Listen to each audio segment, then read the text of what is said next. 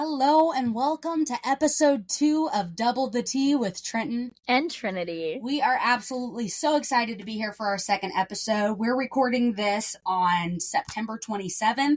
This will be available to you guys on October 4th. So we hope you guys are as excited as we are to dig into what we have in store for you guys today. And trust me, it is crazy. It's crazy and it's a lot. We have a lot of tea.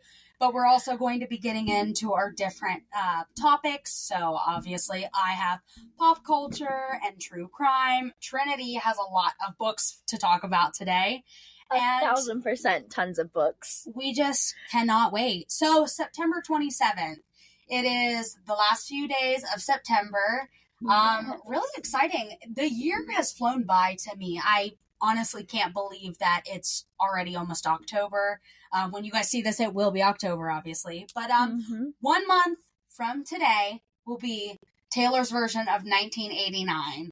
I am oh so excited, and I know Trinity is as well. Oh, 1,000%. And in just a few weeks, we will be seeing the Taylor Swift movie. We will be, and we still have not decided exactly where we're going. We're trying to figure out where has the, popcorn buckets, and I've heard that AMC theaters are giving out friendship bracelets, so, yes.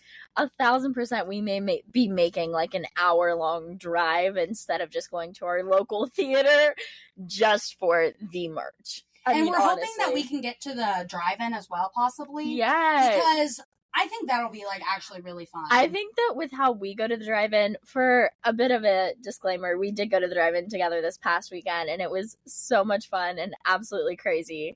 So with how we are at the drive-in, I do think that that would be, our best. We saw Grease.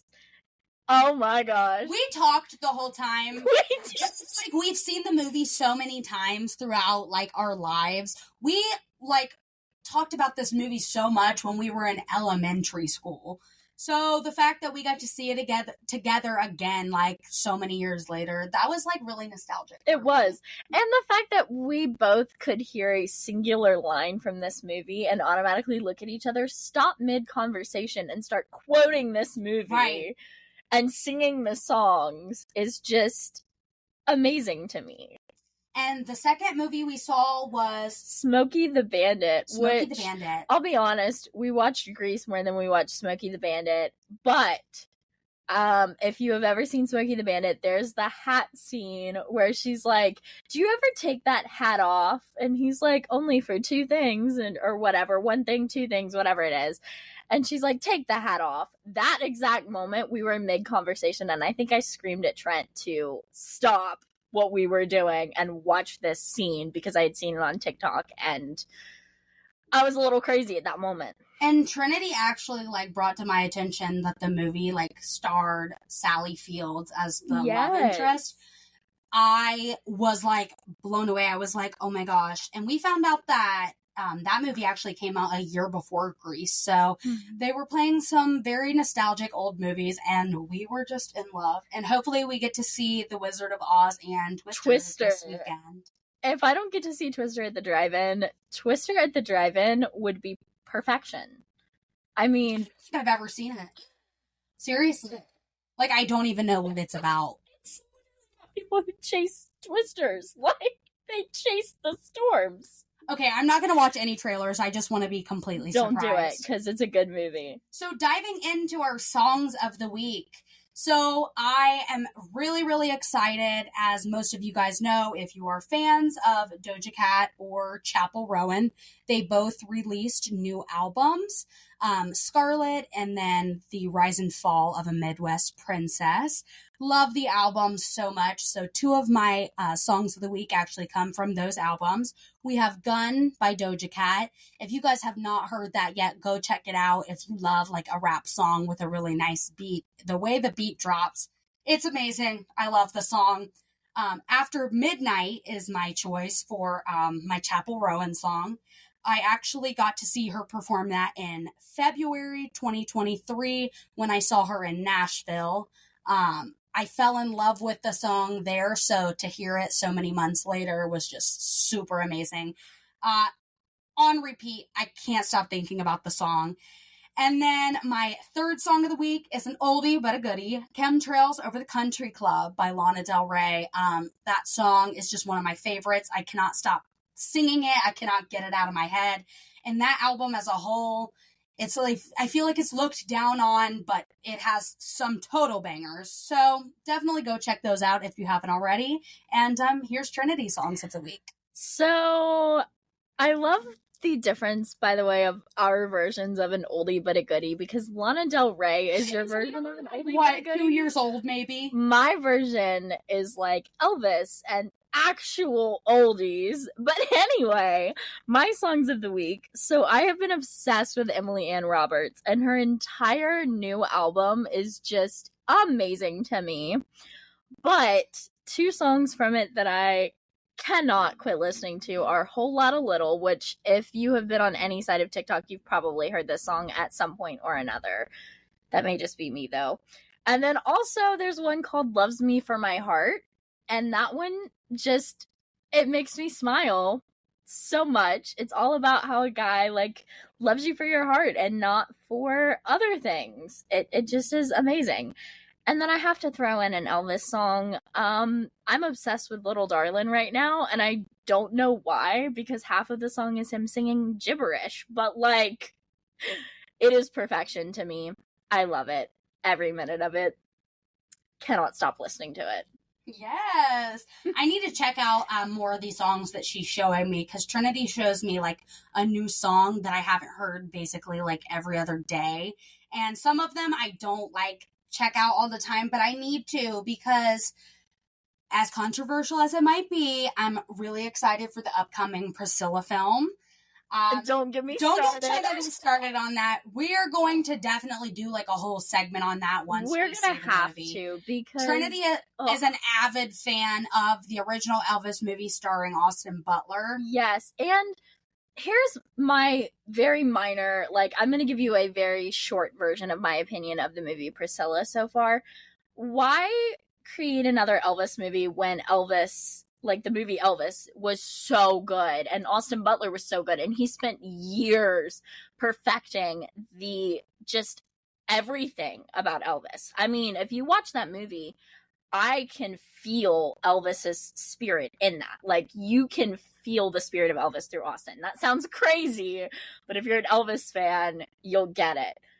And with Priscilla, the guy that they chose, Jacob Elordi, I love him in other movies, but for this, the pictures I've seen so far, I have not very high hopes. It looks very low budget. And also, Priscilla Presley already made an Elvis and Me movie about her story. It came out in, like, I believe the 80s, maybe? It was after Elvis died. And so why do another movie based off of her book Elvis and Me? And also, why change the name to Priscilla instead of leaving it at Elvis and Me? Because it's supposed to be about Elvis and Priscilla and not just Priscilla.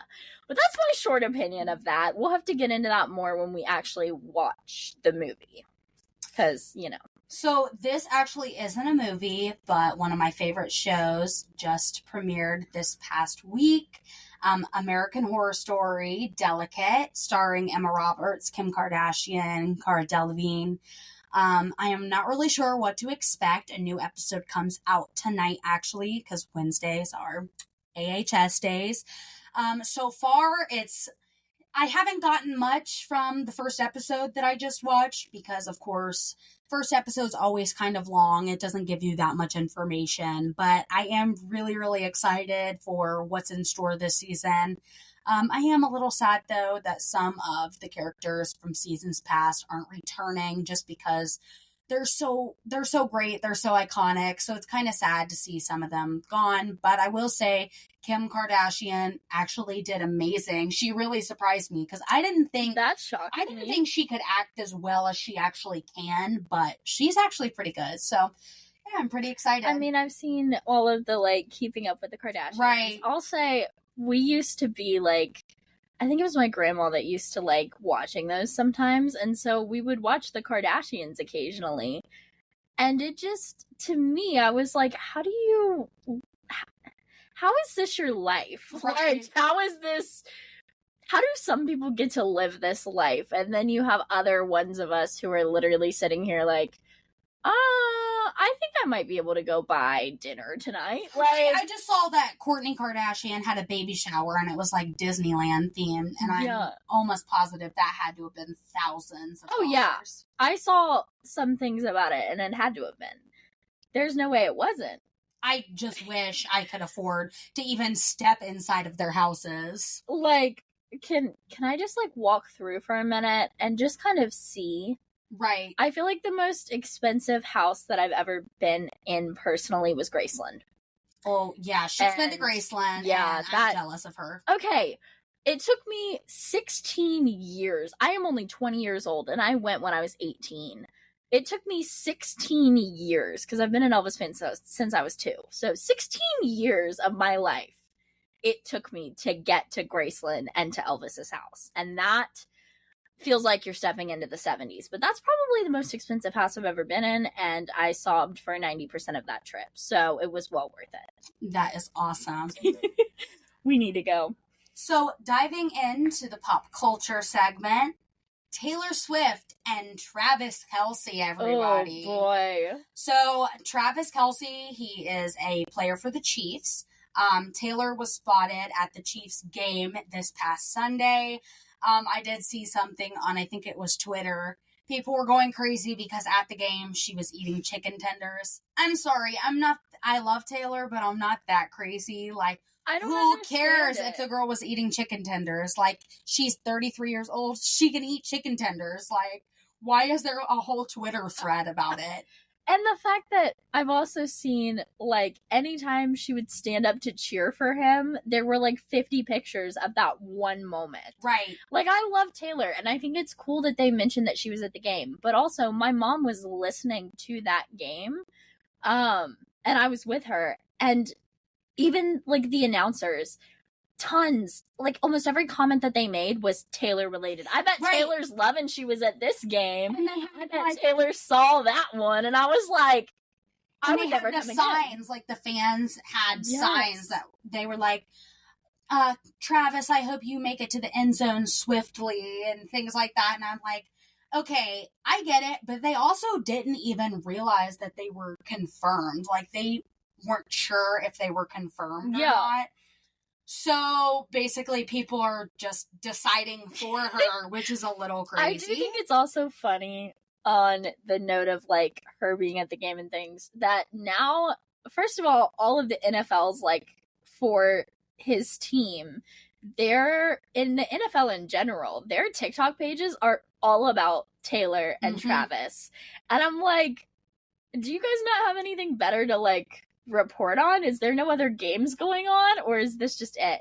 But also, they're putting out things like, Taylor Swift fans, here's how football works. Here's the things you need to know. Right. Like, my mom tagged me in one of these earlier. I saw that. And it's just like, here's how the game of football works. And I'm like, I haven't gotten it in 20 years of life. You think I'm going to understand it now? And they were also seen leaving together after the game and in his nice sports car. And so people were taking pictures of that. But recently, Travis's ex, Maya Benberry, they dated from 2017 to 2022. She came out with a statement saying, once time will tell, but like the saying goes, once a cheater, always a cheater. So I guess it has been reported that Travis has cheated on her, and he might have done this with other girls. So she's basically being a girl's girl and just letting Taylor know, like, watch out. Because she went on to say, when you and your ex broke up 5 months ago, but you find out via social media he was in another relationship for 6 months. So it's very messy from what I've seen so far online. But I feel like Taylor has enough of a head on her shoulders that she'll do the right thing. Like, I mean, let's be real. She was with Maddie Healy. Of all people, she was with Maddie Healy. So I don't know what was going on there, but she got that nipped. I mean, I think we all know kind of what was going on there. Right. To me, it couldn't have been serious. I hate to say this, but for me, most celebrity relationships are just PR stunts. Yeah. But it's like at the end of the day, if I was a celebrity, I would also be getting into those PR stunts. Oh, yeah. Because they definitely are getting good money from that. On this one, though, just to like backtrack a little bit, on the note of them going out afterward in his convertible, did you ever notice that Taylor has never really gone out without security in the car with her? Yes. And she did that with Travis. There was no security in that car. And also, when they went out, she paid for the restaurant they went to. She paid for everyone's dinner at that restaurant. And then on the condition that they left immediately. Which, first of all, how crazy is it that she has to do that to get a little privacy with, like, her boyfriend? But also, after that, half the team apparently, or from what I've heard, it was, like, quite a few team members, showed up and just came to the restaurant and were hanging out with them. And I'm like, that's so cool. It's kind of a cool little date night. I wish Taylor Swift would pay for our dinner. Right? Just rent out a restaurant so we can all, like, kind of hang out. Right. If I ever was in a restaurant and Taylor Swift walked in, I would die. I wouldn't even be walking out of the restaurant. If she walked in and, like, said, hey, or if a waiter walked up to me and said, Taylor Swift is paying for your dinner right now if you leave, I think I would faint. And then I think I would look around for, like, the cameras of, like, it being a prank show. And then I'm like, is this what would you do with John Quinones? I'm like, where is he? Absolutely not. Taylor Swift is not here. And then I feel like at that point, I would have to see Miss Taylor Swift to know that it was real. Right. And, like, my condition would be, if she comes over here and says hi to me, I'll leave right now. Right. I'm like, just say hi. I need her to give me a little snippet of what the next album's going to be, and then I'll leave. What is it? Are we going to get... Which, on that note, everybody thinks that she's going to take her reputation back. And then give us debut. For her name back. To take her name back. I actually love that. So they think that she's going to take her reputation and then her name. For me, it's just crazy to think that Reputation is old enough to even get Taylor's version. Because I guess, Lover was her very first album that she owned, which Lover's one of my favorites. But it's just crazy. Like, I cannot believe that. It's insane. So that sums it up for pop culture this week. Next up, we have books. Trinity will be taking over for this in just a second, but I did just want to say I finished my first book for the Throne of Glass series, The Assassin's Blade. So good, so good. I've also been listening to Brittany Broski's podcast. She keeps giving spoilers, so I keep having to skip through it so that she doesn't spoil it for me. But yes, I'm on the second book, technically the first book, because I went in chronological order. Yeah. But I'm really excited to get that started. So Trinity has a lot in store for you. So here she goes. We have some things to talk about, y'all. I have recently gotten into cowboy romances. Now, if you know me at all in real life, you know that I literally love anything country, anything like with cowboys. I always make jokes about, like, I want to date a cowboy. We don't live anywhere where I could date a cowboy, so I live vicariously through my romance books. The first cowboy romance that I would like to talk about is Done and Dusted by Lila Sage. This book is absolutely so adorable, okay? You have Clementine Ryder, who is a professional, I guess, barrel racer. We're gonna go with it, because I have not read this book in a second, but I think it's barrel racing. But she's kind of hit, like, a rut in her career. She comes back to her hometown, and her best friend's like, let's go to the bar tonight. So they go to the little bar in town, and she kind of finds out that her brothers, because she has, two brothers, their best friend, Luke, now owns this bar. And he kind of makes some fun of her, whatever. But then they kind of get in a relationship, because that's like the only thing that can happen in these books, right? Some key things that I think are like great things to mention about this book are not only did he remember her coffee order when she was like, I don't even remember ever, like, when he would have ever heard it or ever telling him my coffee order. Like, how does he know this? But also when they're at family dinner, because he comes to family dinner, like, with her family, he makes a comment when her brother says that, like, he was thinking about something for dinner that is red meat.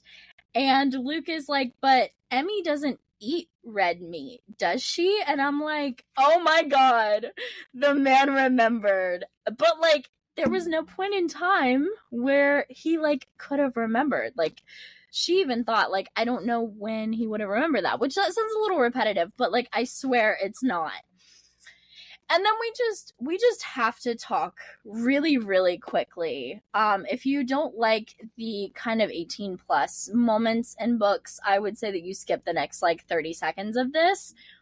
We have to talk about the moment where she was kind of like flirting with another guy at the bar just so that he would buy her a drink. Like, they were sitting at a table and she was kind of letting this guy flirt with her. And let's just say Luke did not like that, so she got dragged out of this, like, the bar and into his office, and he made a comment about, like, are you still thirsty? And ends up taking a pull of whiskey and spitting it into her mouth, and she swallowed, and then things happened. And it's just, and the spring scene, like, there are so many scenes in this book, and there are so many quotes that just... I cannot stop talking about this book. And it was her debut novel. So the second one comes out very soon. And one of my favorite quotes from this book is, I kept an eye on Emmy throughout the night, not in a creepy way, just in a, I really like you and think you're the most beautiful woman alive way. You can't tell me that's not, like, beautiful. I mean, you know... And the amount of tabs you have as well. I'm like, she definitely liked this book. I adored this book. I read it on Kindle Unlimited, and then I automatically knew I had to order it, and I got a signed version off of her website because, well, I had to. It was not a choice, okay? So that is done and dusted. It is part of the Rebel Blue Ranch series. Highly recommend. And then I want to talk just, you know, a little bit about the Chestnut Springs series by Elsie Silver, which we're not going to talk about the fact that I own 2 copies of each of these books. Like, we're just not going to talk about that. Because I definitely don't own 2 copies of the same book, just because I like the different covers. We always get on her about that too, but she is set in her ways. I'm a collector, okay? It's beautiful. But anyway, Flawless is about Rhett and Summer, and Summer's dad, Kip. Basically, Rhett is a bull rider, and he makes a comment about not liking milk. Well, as a bull rider, he has dairy sponsorships. So for him not to like dairy and to publicly say that he does not like dairy, like to be caught saying that, means that a lot of his sponsorships could go bye-bye. That's not a good thing. And he's got a lot of, you know, different events for bull riding set up. And there's, like, a championship, I guess you could call it, in, like, 3 months from when the book starts. So what does Kip do? He sends his sweet little daughter, Summer, out to, you know, just stay with Rhett for, you know, 3 months until the championship. And let's just say that, again, things start to happen. But with this book, it was so, like, it was done so well, I could not stop reading. I think I finished this book in a day, which is the exact same way that I finished Done and Dusted, mind you not. I sat down and I started and I couldn't stop. And Flawless is like 400 pages. Like, it's about 400 pages, I believe. Yeah, it's 434. So, like, with epilogue and everything, 434, and it was in one day. But noteworthy scenes in this one had to have been, I think my favorite scene was the scene with the cowboy hat rule. Okay, so some things had happened the night before between them, not like things, they hadn't really gone there yet, but some things. And, well, let's just say the next day when he got done writing and she kind of saw what Summer thought was a buckle bunny. We all know what a buckle bunny is. I don't think I need to explain it. But a buckle bunny was flirting in her eyes with Rhett. So she went right up to a guy that Rhett does not like and was like, hey, yo, what are you doing tonight? Let's go out. So they go to a bar, she rides a bull, some things happen, and she ends up reaching over as he's about to do a shot from, well, a spot that is not as appropriate, but it's still okay. They're in a bar, so don't let your minds go too far to the wrong spot. But she takes his cowboy hat off, puts it on herself, and Rhett doesn't like that. He's across that bar in 2 seconds, and I mean 2 seconds.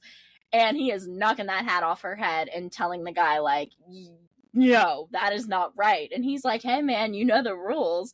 And Rhett's like, yeah, but she doesn't know the rule. And this whole time, Summer's just over here like, what is the rule? Like, what is the cowboy hat rule? I don't know what the rule is. I didn't know there was a cowboy hat rule. Well, when she realizes that the guy that Rhett does not like is not going to do the shot from where the shot is, she tells Rhett to do it. And then leads whipped cream from her neck down to where the shot is. And he licks up that whipped cream and takes the shot, even though he does not like dairy. Which one do you not? I'm telling you, it was hot. Don't even. It was good. And then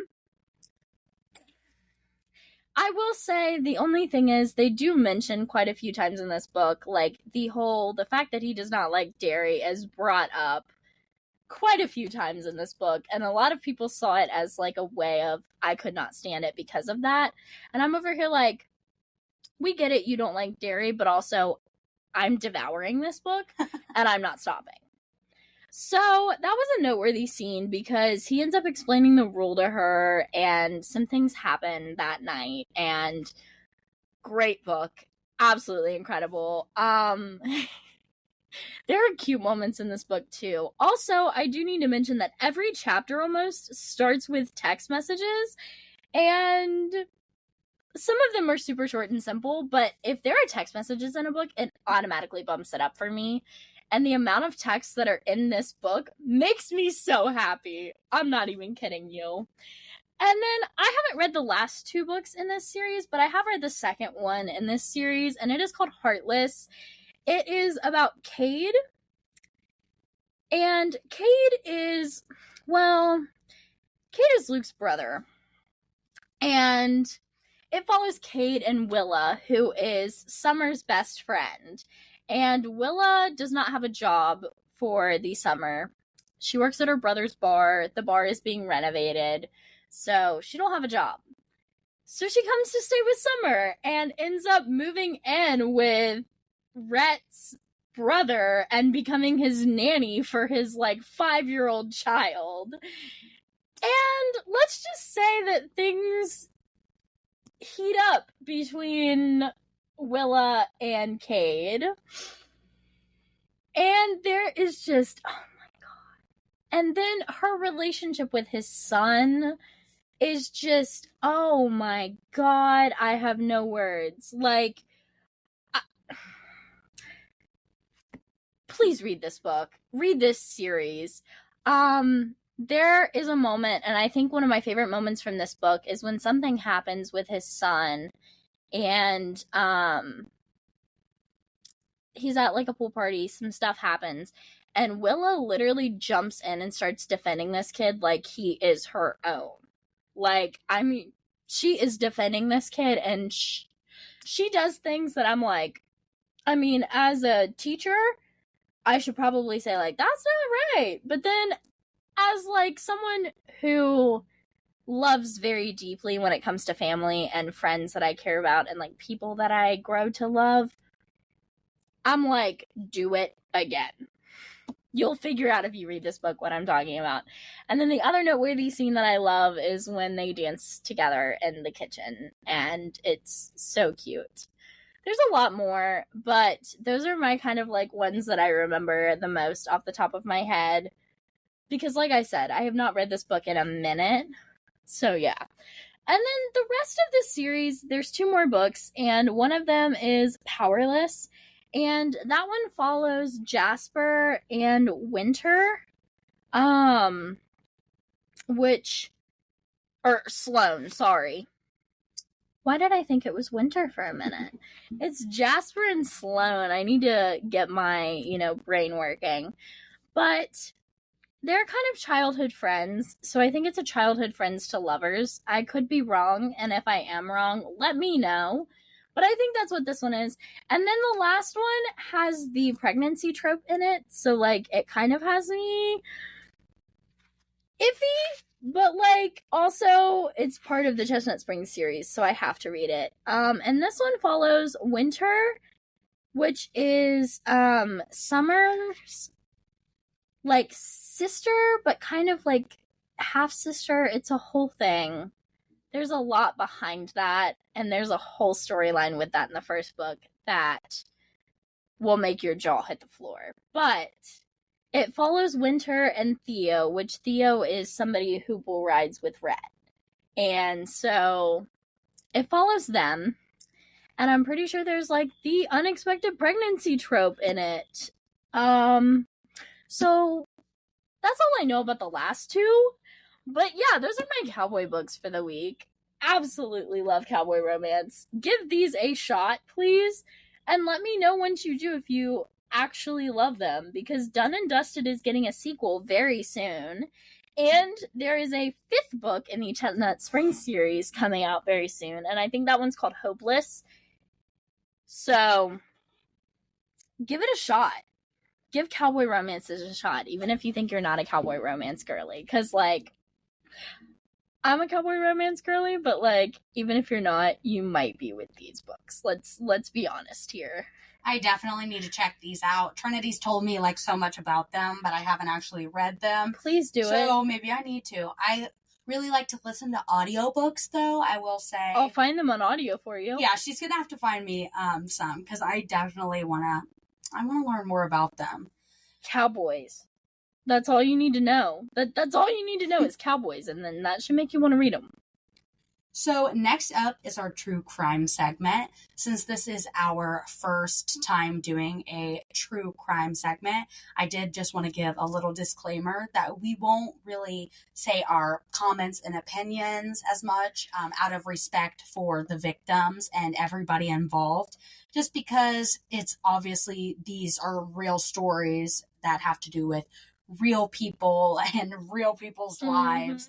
So I just don't feel like it's really our place to comment, but I do know that we are able to share different stories that we hear, and this particular one comes from March 21st, 2023. And the headline is, "Cops Should Have Kept Susan Morales Safe. Instead, one was charged in her murder."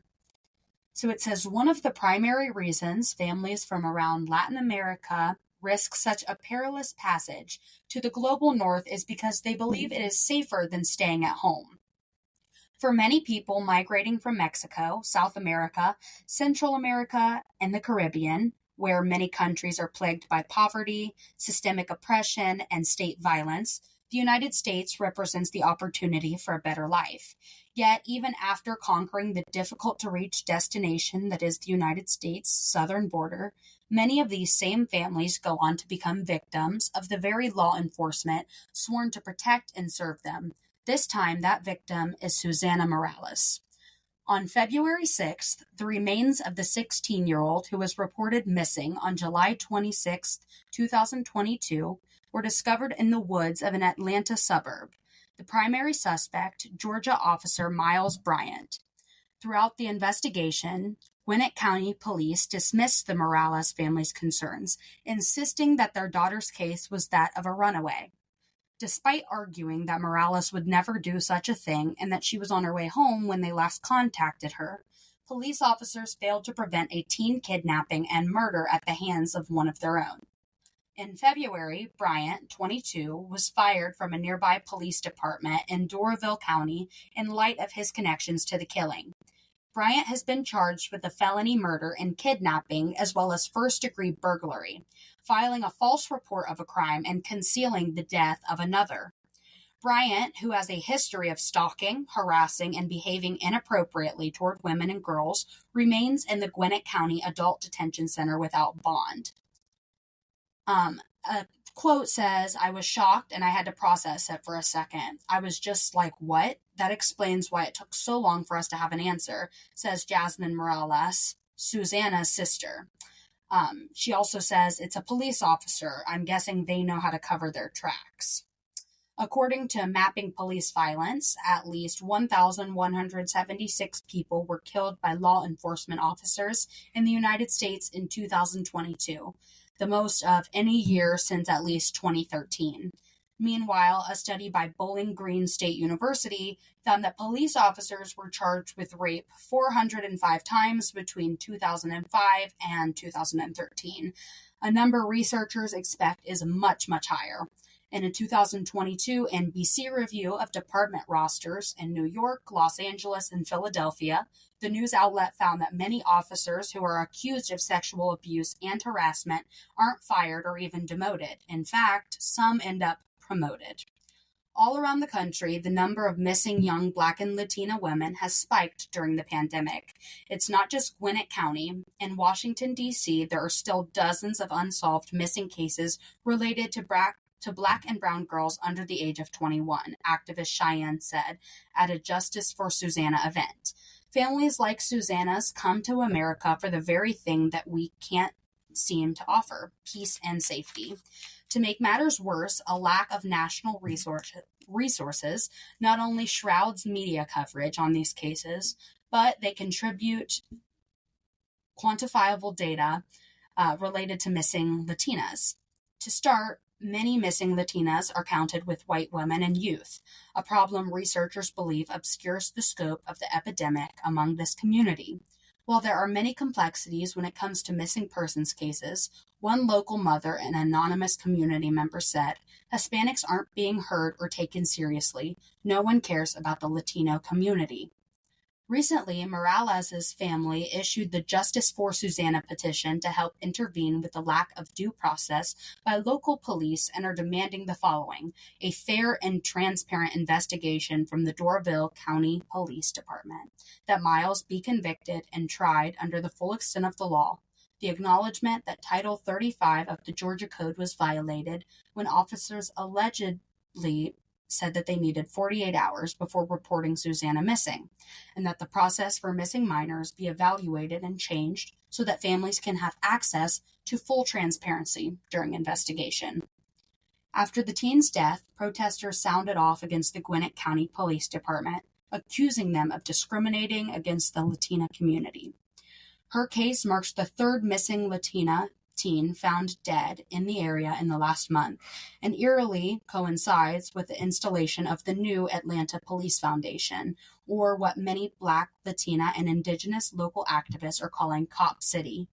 Hundreds of Black, Latina, and Native people from Atlanta and elsewhere took to the streets in March to demand the stop of the $90 million police and fire department training center that would displace many of Atlanta's majority Black neighborhoods and destroy much of its natural forestry. Some of the chants that reverberated through the streets included "Stop Cop City." A non-binary activist born Manuel Paz Turan, I'm not sure I'm pronouncing that correctly, who was repeatedly shot by police and killed trying to protect the South River Forest. Not unlike the persistent trend of the extrajudicial shootings of Black American and Latino women and men in the era of Black Lives Matter, cases like Morales's are part of a larger systemic issue and point to a fractured history between law enforcement and citizens of disenfranchised and marginalized sectors. It is made abundantly clear that no matter what race or ethnicities are reflected in a U.S. police department, Black and Latino people remain disproportionately the victims of police brutality and a system designed to be socially neglectful of them. According to the 2022 Police Violence Report, most unarmed people killed by police were people of color, with Black and Latina people more likely to be unarmed and less likely to be threatening when killed. The same report indicates that Latinas are killed by police at nearly double the rate of non-Latino white Americans.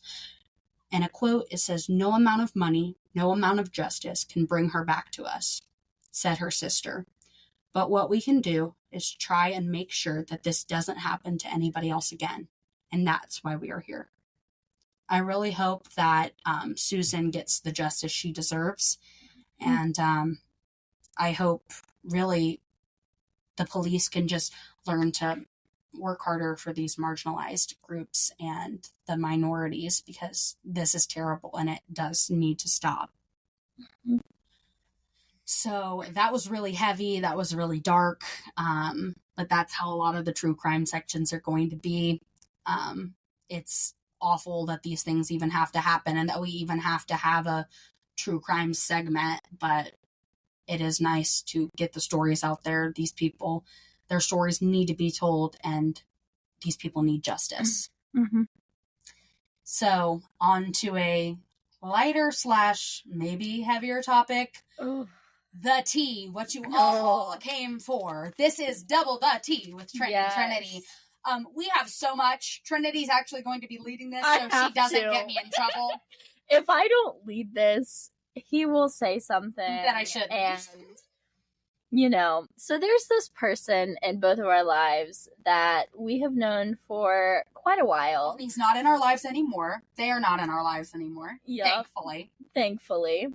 But they were not a great person to be in our lives at times. And I think that we both thought that this person was going to be good when we first met them, because they kind of portrayed the vibe of like, this is going to be great. This is going to be, we're going to get along so great. And it was a family environment. It was a family environment. And then it kind of went into a very toxic environment. Like very toxic. There were moments where not only were it was small things at times, like comments being made about how a particular person was doing in their performance in something, how well they were doing something or how terribly. And when it was made out to be terrible, it was very malicious. It wasn't, "You're doing this terribly." It was literally like, "You're awful. You are not as good as so-and-so." And it was just a very unfair situation for the people involved. It was. And it was also little things like we would all go out to eat together. And sometimes we would decide like, I don't really want to go to eat there, like, where you guys are going. We're going to go get food and we'll meet you guys back later. And they would get mad at the fact that we did not want to go to the same restaurant. And it was so infuriating, because it's like, this person also is like so much older than us. We're not going to give too much information. We really can't. But if you know who we are, you know who this person is. This person, to give you the only context that we really can, this person was a full-grown adult. Yes. While we were high school students. So that's just as much as we can say. That's the only context we can really give. We were teenagers. They were a full-grown adult. In the case of Trenton specifically, this particular person was not very kind when it came to weight or to this particular person would make comments using a word fairy when it came to anybody Trenton. Running. It was me and multiple other people, like the way we would run. We were described as fairies. They would always use that term to just describe us. And to me, that is completely unprofessional. That is not something that a person of power, an adult, should be using over literal children. Like, it's crazy. There was another time that me and one of my friends got a hairspray bottle thrown at us, and we were unable to tell anybody because we wouldn't have been believed, or we would have gotten in trouble for it. So it very much with this particular person was a situation of, I am the adult, you are a teenager, who are they going to believe? Exactly. So like, there was also like a time where an incident had occurred where this particular adult was messaging me and other students on Facebook and just arguing with us over Facebook, and it was very unprofessional. I let this adult know how unprofessional it was, and I actually got suspended from the group that we were in for it. And I tried to tell an adult what had happened. I actually like had a voice recording of this person doing these things. And I tried to tell the trusted adult, and I basically just got told, put your phone away. Like, I don't want to see it. So everything got kind of just swept under the table. And with, I do need to say, and like insert here with the whole Facebook messaging, it was never anything inappropriate in the way of an adult with a teenager could be construed as inappropriate. It was never, with this individual, it was never inappropriate, like, you know, anything like that. It was more just arguing. It was just inappropriate behavior in the way of arguing with a teenager over Facebook and then getting someone in trouble for just saying, hey, this is unprofessional. See, this is why I need Trinity, because she always is able to, like, she's able to keep me out of trouble here. Pretty much.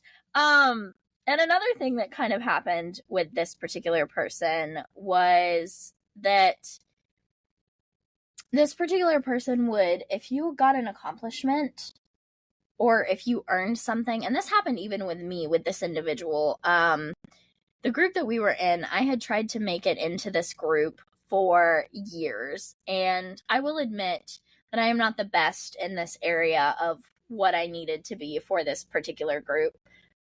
So it really was an accomplishment for me to get into this group. Like, I cried when I found out I got in. And mind you not, this is even knowing that this individual is not the best person and was not a great person. I still wanted to be in this group. That's how crazy this is. But when I finally made it into this group, every little move I made was wrong. And also, every time that I would actually succeed in something, it was, I don't know why you're celebrating that. It's not that big of a deal. Like, for me, especially, so there were, like, different awards you were able to win for, like, when you would compete and stuff. Like, we're not going to go, like, into too much detail. No, we can't. But I would win some awards, and it was made to seem like I was not as important as this person's favorite students. So, like, for me to win it, it wasn't as important as if another student would have won. Oh, but if that other student would have won. Oh, it was the biggest accomplishment in the world. The coolest thing ever. It was just something that they loved to do, was to just belittle you and make you feel less than, when it's really not the case. Like, I was also made to think that they were the reason I could have the talent I had, or to be in this group. And it was just very much not that. So it was very manipulative, and it was just a toxic environment. There were times I even got locked in the dressing room by this person for, like, one-on-one talks.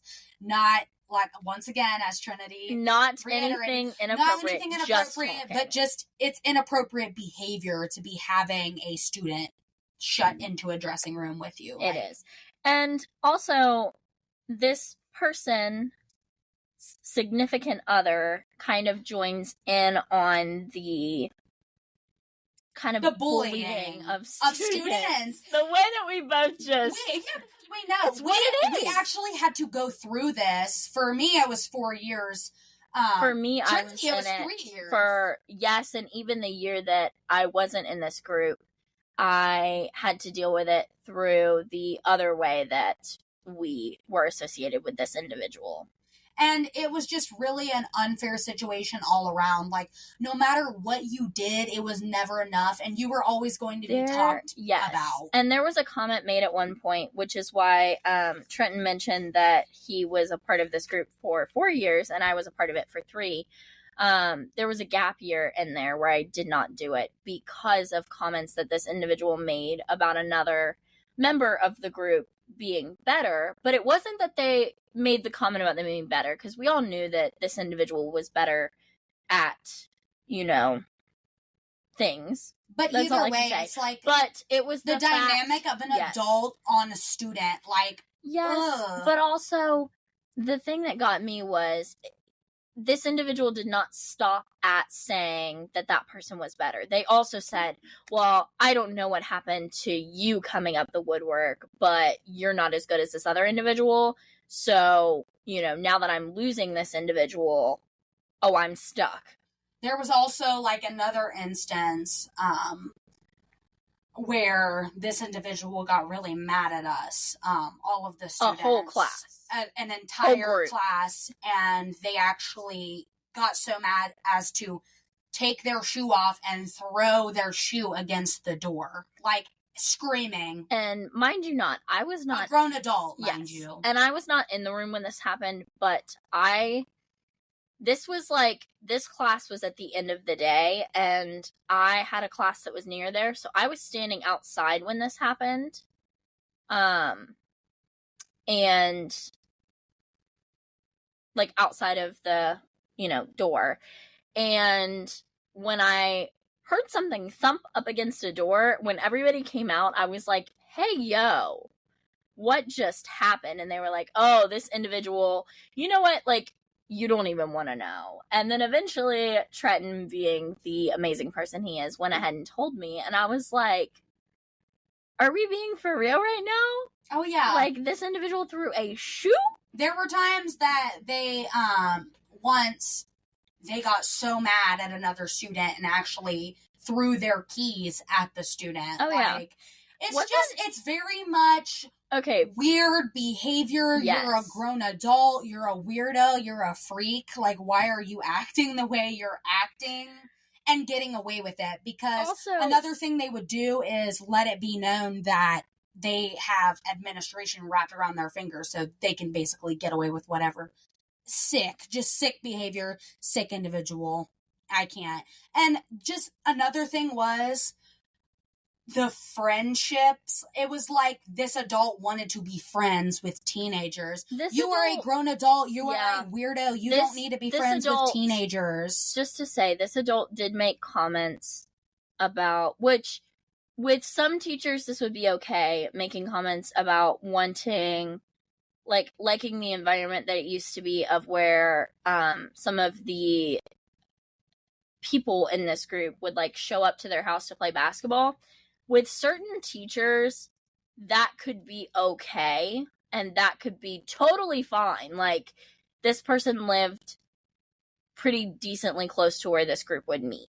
So, like, it was not a bad thing. But for this individual, it just kind of came off weird to me. It really did. And it was very much a thing of, if you kiss up to me, I'll give you what you want.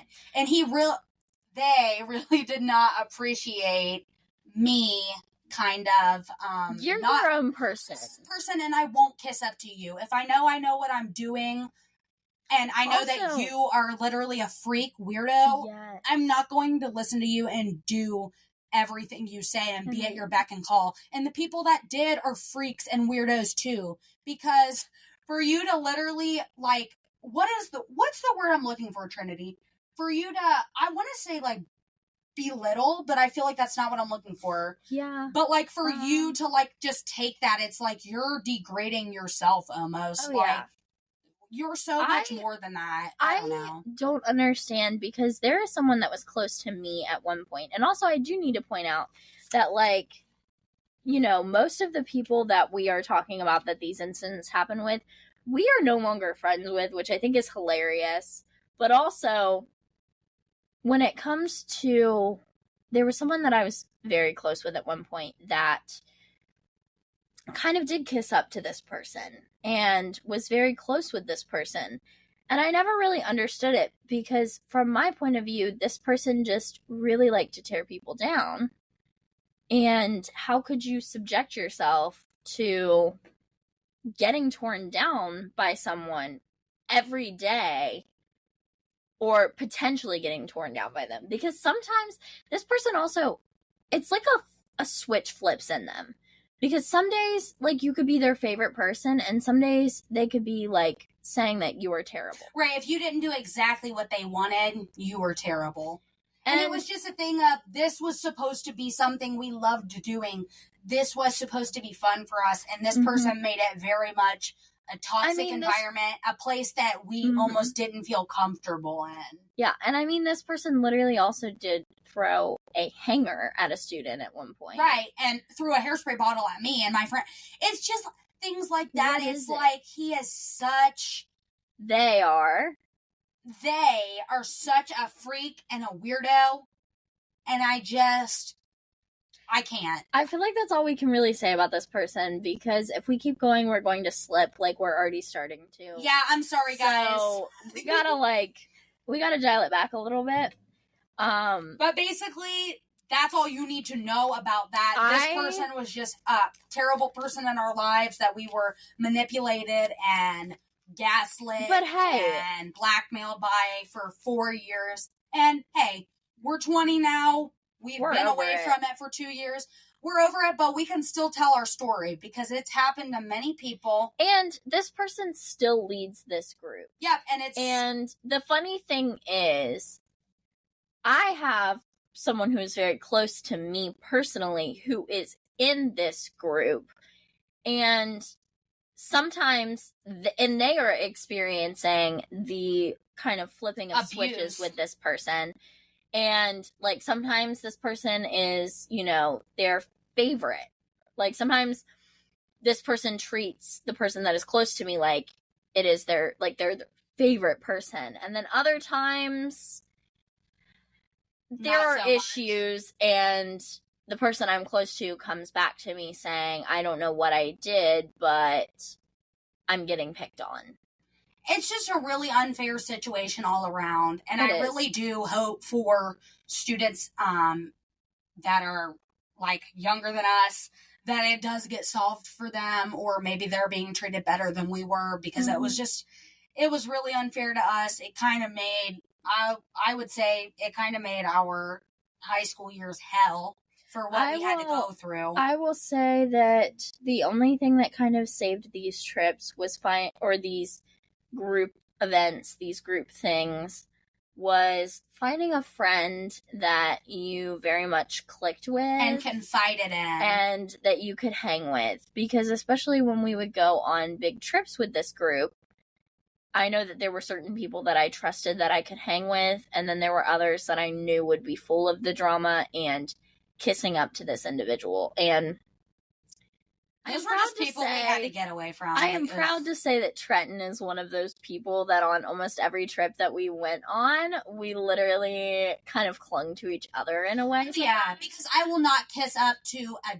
devil in a human's body. Just a quick little, I think the most fun little outing we went on with this group was when we went to Nashville. Oh, yeah, that was my favorite. We got to go together, we got to have fun, we got to do our thing, and it was awesome.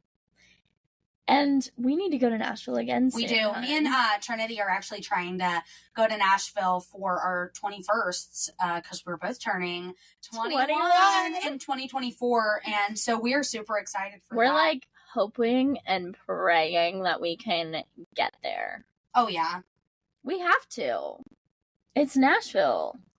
But this has actually been a great second episode. It really has. I am so excited. If you guys have made it this far, we literally love you all. So much love goes to you. And honestly, thank you to each and every one of you that have decided to listen. Thank you to each and every one of you who have subscribed, who have given us 5 stars. Oh my gosh, and please leave us 5 stars again. We're on Spotify, Apple Podcasts, and YouTube. We're also trying to probably get on a few more platforms. We are for now to. We are just on those 3. You guys will hear from us again next Wednesday, October 11th, which is my mother's birthday. And when you guys are hearing this, it'll actually be my grandpa's birthday. So happy birthday, Grandpa. I love you. We love you guys. We hope you guys enjoyed episode 2 of Double the Tea with Trenton and Trinity. We will see you guys next time. See you later.